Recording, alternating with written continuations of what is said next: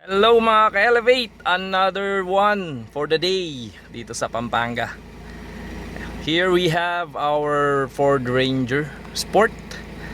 At itetest natin ngayon yung kanyang 360 integrated with the front sensors. So let's go and check it out. Okay. Just like the stop, kailangan nasa drive muna. Ayun. So this is a 4-eye sensors, front sensors po ito. Ayan, as you can see.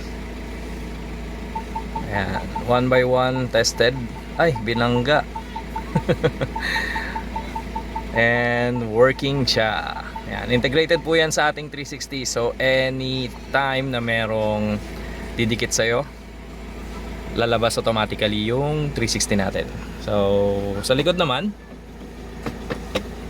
ayan, sa reverse. Ayan, check natin.